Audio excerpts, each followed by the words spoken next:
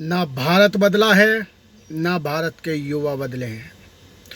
बदली है तो केवल सरकार। इसलिए चाइना वालों, तुम अपना नज़रिया बदल दो, बेहतर होगा, वरना वजूद भी नहीं मिलेगा चाइना का। और मैं भारत की सरकार से कहना चाहता हूँ, माननीय प्रधानमंत्री जी, माननीय गृह मंत्री जी, माननीय रक्षा मंत्री जी और भारत की मीडिया, मेरे जैसे जितने भी नौजवान हैं, तकरीबन 20 करोड़ की संख्या में मानकर चल रहा हूँ, अगर उससे आधी भी हुई तब भी हम चाइना से लड़ने के लिए तैयार हैं।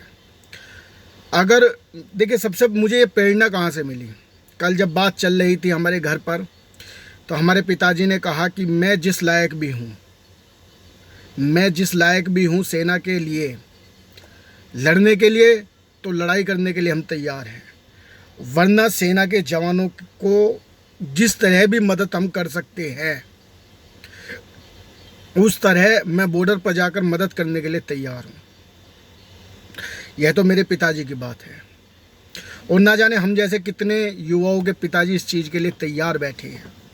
इसलिए सरकार से केवल मैं इतना ही निवेदन करूँगा कि बात अब पाकिस्तान की नहीं, बात अब चीन की और हमारी और आमने सामने युद्ध की है। इसलिए अब पीछे हटने का मौका तो बिल्कुल भी नहीं है अपने पर। अब केवल और केवल आगे बढ़कर इन्हें मुंह तोड़ जवाब दीजिए। देश के युवा, देश के लोग आपके साथ हैं मोदी जी। आपको केवल युद्ध की अनुमति देनी है। और मैं तमाम अपने युवा साथियों से कहना चाहता हूं कि अब इनका पूर्ण बहिष्कार करो। चाइना सामान की होली जलाओ।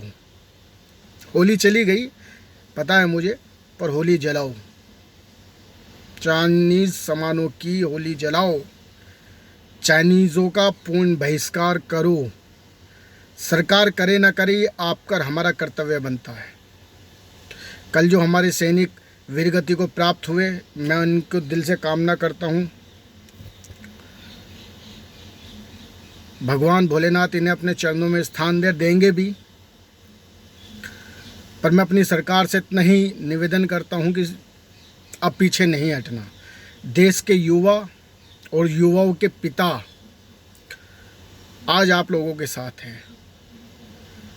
इन लोगों को मुंह तोड़ जवाब दीजिए। बस देश का युवा इस वक्त यही चाहता है कि इन चाइना वालों को मुंह तोड़ जवाब मिलना चाहिए।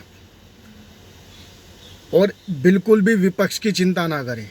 विपक्ष का कोई भी कुत्ता अगर कुछ भी भौंके तो उसकी चिंता बिल्कुल मत करना, क्योंकि जो युद्ध के समय आपके और हमारे और देश की सेना के साथ नहीं है, वो देश का हो ही नहीं सकता। जय हिंद, वंदे मातरम, भारत माता की जय, हर हर महादेव।